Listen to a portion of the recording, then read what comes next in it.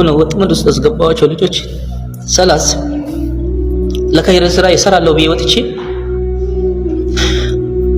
እንደተቀበሏት ታውቃላችሁ። ቪዲዮ አይታችኋል። ያጎራረሱ እናት እየመጣልን ነው ብሎ በአቅማቸው። አሰላሙ አለይኩም ወራህመቱላሂ ወበረካቱ። ውድ ቤተሰቦች ሁላችሁንም ሰላም ብያለሁኝ። መግቢያው ላይ እንደሰማችሁት ሀጂ አወል እያለቀሱ ነው ሲናገሩ የነበሩት። ከየት ጀምሬ ቤት እንደምጨርሰው ባላቅም ለመንደርደሪያ ያክል ነው እንጂ የራሳቸውን ቪዲዮ ነው የምጋብዛችሁ።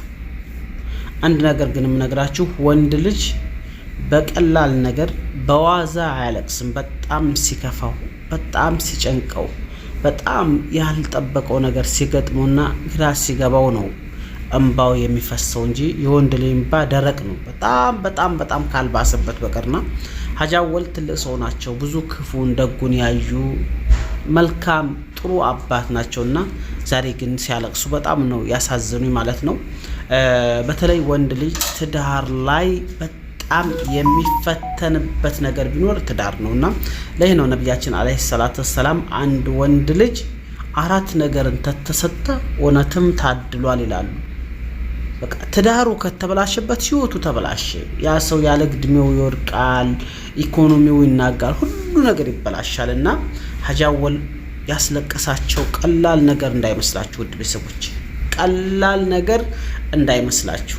በተለይ ለልጆቼ እናት ትሆናለች፣ ልጆቼን አብሽሮ ትላለች፣ የልጆችን እንባ ትጠርጋለች ብለው የጠበቋት ሴት ባልጠበቋት መልኩ ስትሆንባቸው በጣም ነው ልባቸውን የሚሰብራቸው። እሳቸው ገና ብዙ መስራት የቻሉ ሌላ ግብተው መውለድ እየቻሉ ልጆችን የሰው እናት ወይም የእንጀራ እናት አላስነካም ብለው ስብስብ አድርገው እያሳደጉ ነበር። ነገር ግን በአንዲት ሰለታት በአንዷ ቀን አልሆነ ነገር ውስጥ ገቡ። ማለትም እችን ሴት ለማግባት ወሰኑ፣ አገቧት። ከዛ በኋላ መነጋገሪያ ሆኑ። ሚዲያ ላይ አሁን ብታው በቃ አሲያም ባንድ ተወረወራለች፣ ሙቢየም ባንድ የነሱን ቪዲዮ ወይ ነገ ወይ ተነገ ወዲያ አሰራላችኋለሁና በጣም በሚያሳፍር መልኩ እርስ በርሳቸው ትልቅ አጀንዳ ሆነው ከዛም ላይ ኮሜንት ላይ ይሳደባሉ፣ ከዚህም ይሳደባሉ፣ ከዛም ይሳደባሉና በጣም በሚያሳፍርና ሀጂ አወልም በተለይ የራሳቸው ጉዳይ አይደለም ያስለቀሳቸው የልጆቻቸው ጉዳይ ነው። እኔ እንደው ወላሂ በጣም ነው ያዘንኩት ውድ ቤተሰቦች። አሁን ብዙ አይደለም የራሳቸውን ቪዲዮ የምጋብዛችሁ፣ ነገር ግን የምሬን ነው የምላችሁ ሴቶቹም ወንዶቹም ትዳራችሁን አላህ እንዲያሳምርላችሁ አጥብቃችሁ አላህን ለምኑት። አጥብቃችሁ አላህን ለምኑት። የፈለገ መልቲ ቢሊዮነር ብትሆኝ ሴቱም ሆን ወንድ ማለት ነው፣ የፈለገ የስኬትን ማማ ጫፍ ደረጃ ላይ ብትደርሺ አሪፍ ትዳር ጥሩ አላህ የባረከው ትዳር ከሌላችሁ በስተቀር ወላሂ ህይወት ዜሮ ነው። ደስታ አይመጣም፣ የምሰራው አይባረክም። አንተ የመኖርህ በቃ መኖርህ ሁሉ ጊዜ ጥያቄ ነው የሚሆንብህ። ምን አረጋለሁ፣ ምን ይሰራልኛል ነው የምትለው። አሪፍ ትዳር ታለ ኩስስ ያለች ጎጆ ውስጥ ብኮን አንተ ሁሉ ጊዜ ደስተኛ ነህ። ስለዚህ በትዳራችሁን ዱዓ አድርጉ። የሀጂ አወልን ቪዲዮ ጋብዛችኋለሁ። ይሄን ቪዲዮ ላይክ ያደረጋችሁ ብዙዎች በተለይ በተፈጥሮ አላህ Subhanahu Ta'ala ወሰዳቸው የታሞች እናት የሌላቸው ምንም ማድረግ አይቻልም። ግን ደግሞ በህይወት ያሉ ልጆቻቸውን በጣም ብዙ የቲም ያደረጉ ወንዶችም ሴቶችም ስላሉ ለነሱ እንዲደርስም ሁላችሁም በቻላችሁ አቅም ላይክም ሼርም ሐሳብ አስተያየታችሁን ኮሜንት ላይ አድርጉ። የሀጂ አወልን ቪዲዮ ልጋብዛችሁ። መልካም ቆይ። በሆነ ወጥመድ ውስጥ አስገባኋቸው ልጆች ሰላስ ለኸይር ስራ ይሰራለው ብዬ ወጥቼ ከኸይር ስራ ሸምታለው ብዬ ወጥቼ ይሄን ሸምቼላቸው ገባው። ተደናገሩ በቃ ሐሳባቸው ሁሉ ወደ ውጭ ሆነ። ስራውም ጠፋባቸው። መጀመሪያው ፍቅር ጠፋ። ከዛ ተደብቄ ነው እዛ ማለቅሰው፣ ተንቺ ነው ወይ ማለቅሰው። ልጆች ሐሳባቸው ጭንቀታቸው በቃ እኔ ሳለቅስ የበለጠ በሳጫለሁ ማለት ወጥቼ ያ አላህ እንዴት እንደዚህ አረከኝ፣ እንዴት እንደዚህ አደረከኝ ያ አላህ ለመልካም ስራ ብዬ ወጥቼ የሆነ ቦታ እንዴት ወደኩኝ ብዬ በቃ ከዛ ዋልኩ ገባ። ከዛ አሁን ቅርታለች ጓዳ እየሰገደ ነው። እየሰገደ እያለ ጎሮሮን ይዛ ወደ ውጭ ተወረወረ፣ ወደ ሳሎን ተወረወረዋለች ከጓዳ። እሱም ተንፈራፈሩና ቆመ። አሁን ሰላቱ ላይ ቆመ፣ አልተንገዳገደም። ከወደቀ በኋላ ቶሎ ተነሳና ቆመ፣ ሰላቱን ጨረሰ። ከዛ ሰላቱን እኔ በቃ ደነገጥኩኝ። ምን ብዬ ላውራ፣ ምን ብዬ ልናገር? ውስጤ ደነገጠ። ከዛ በኋላ ያለውን ነገር ተይ፣ ይሄ ነገር ጥሩ አይደለም። ይሄ ነገር ሄዶ አሁን ገና ወር ሳይሞላ እንግዲህ እንደዚህ ሰጨርሽ ይሄን ባድርግሽ ልጁን አንስተሽ እንደዚህ በወርወርሽ ጥሩ አይደለም።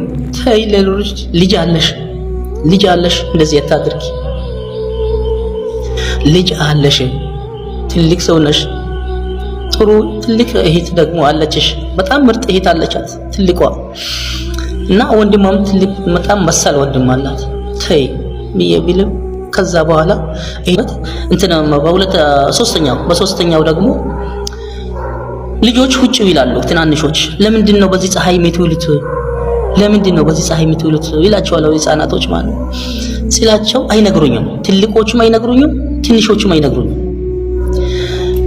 ከዚህ አይነት ሁኔታ ላይ እያለን ቦግ ብላ ተነሳችና እርድ አምጪ ብያት በርበሬ ይዛ መጣች ትልና የምን ንቀት ነው? ቁም አሰማም ልጅህ አትመክራቸው፣ አትናገራቸው ምናምን አለ። ቤቱን ቅውጥ አደረገችው። ከዛ ተጠቃለለች፣ ተኘች። ብንለምን የምን አልበላም፣ አላፈጥርም በህይተ እኛና በቃ እናፈጥርም እኛ። ማማ ተነሺ ቢትባል በቀስ ሄደ ተጠቅልል ብለ ስተኛ እኛ ፈጠር ተራዊ ሄድን። ተመልሰ መጣን ለይራትን ቢንቀሰቅሳት ብትነሳ ነገር አይደለች። ተጠቅልል ብለ ጾም ይላለች፣ አላፈጠራችም፣ ይራት አልበላችም። ሱሩ ማነሳናት፣ ሱር አነስተናት፣ ሱር ስናነሳት አልነሳም አለች። ቁጭ ተነሳ፣ ሻንጣውን አዘጋጅታ ብቻ ቁጭ። መሄድ ነው የሚፈልገው። መብቴ ነው መሄድ ይችላል፣ ማንም ያስገድደኝ የለም አለች። ስለዚህ ከመልካቀኞቹን ያው ልጆቼ እንዴት እንደተቀበሏት ታውቃላችሁ። ቪዲዮ አይታችኋል። ያጎራረሱ እናት እየመጣልን ነው ብሎ በአቅማቸው በስስ ጉልበታቸው በስስ ወገባቸው ገፋ ቀና ብሎ ምን ያላቸው ነገር አስተካክሎ እናት ይመጣልናል ብሎ ይመጣላቸዋል ብያቸው እንግዲህ ነግራቸው ይዤላቸው ገብቻው ሲጎራረስ አይታችኋል። በእንደዚህ አይነት ሁኔታ እንግዲህ ተቀብሏት በሶስተኛው ቀን ያቀረበችው ጥያቄ አለ። ጥያቄው ምንድነው? ሀጂ ይህን ቤት እንልቀቀው፣ ግቢው አይሆንም ግቢው እና ሌላ ቦታ እንከራይ፣ ሰው የበዛበት ግቢ ነው። እሺ እንከራያለን፣ ግን ረመዳን የመጣ ስለሆነ ትንሽ ስራ አድርጌ ቤት እንቀየራለን አልኳት። ለረመዳን 3 ሳምንት ምናምን አለው። ከዛ ይሄ አልሳካ አላት። እንደገና ተወሰነ ከሱም እንደገና 3 ጊዜ እንደገና ቆይታ እኔ ሱቅ ልግባ፣ ልጅቷ ቁርአንን ትቅራ፣ በቃ ትምህርቷን ትማር፣ እኔ ሱቅ ልግባ አለች። አሁን ከመጣሽ እኮ ሳምንት አልሞላም። ይሄ ሁሉ ሐሳብና ራዩ ትንሽ ይቆይ እስቲ። ሰው የሰማ ሰው ምን ይላል? ልጅቷስ ምን ትላለች? ሰውስ ምን ይላል? አላህስ ምን ይላል? ትንሽ ተረጋጊ አልኳት። የኔን ሐሳብ ለካ አትቀበሉኝም እንዴ አለችና ሻንጣዋን ነቀል አረገችና ሰብሰብ አድርጋ ሸኘኝ አለች። ማታ ነው ሸኘኝ፣ እሄዳለሁ በቃ አልፈልግም፣ እሄዳለሁ ካልኩ ምን ችግር አለች። ከዛ ለማና ልጆቹን ተደናገጡ፣ ለመኑ፣ እኔም ለመንኳት። ተይ ገና ሳምንት አልሆነው፣ በሳምንት ውስጥ ይሄ ነገር እንዴት ይሆናል? እንዴት ታደርጊያለሽ? ተይ አልኳት። ከዛ ለምኑ ቁጭ አለች። እኛም ፈራንና ቁጭ ልጆቹ ገብታችሁ ተኙ ቢላቸው ልጆች ሊተኙ አይደለም። እኔም ቁጭ እሷም ቁጭ። ስታርፍ ልጆች የሚሄዱ አረፉ፣ እኔም አረፉ። አንድ በዙ ጀመረ። ከዛ ትንሽ እየቆየው ነው እንደ ተኝተ ነው የምትውለው። ሁሌም ትተኛለችና አትተኝ ስራ ሲሰሩ እንደዚህ ልጆች ሲሰሩ አጠገባቸው ቁጭ በይ አልኳት። እና ለምን ሸይጣን በፊት እንደሚገባ አይታወቅ ሲላት እንዴት እንደዚህ ትለኛለህ? ምናምን አለችና አሁንም ሻንጣውን ሰብሰብ አደረገችና ይሄዳለሁ አለች። ለዛን ቀን አሞኝ ትላቸዋለች።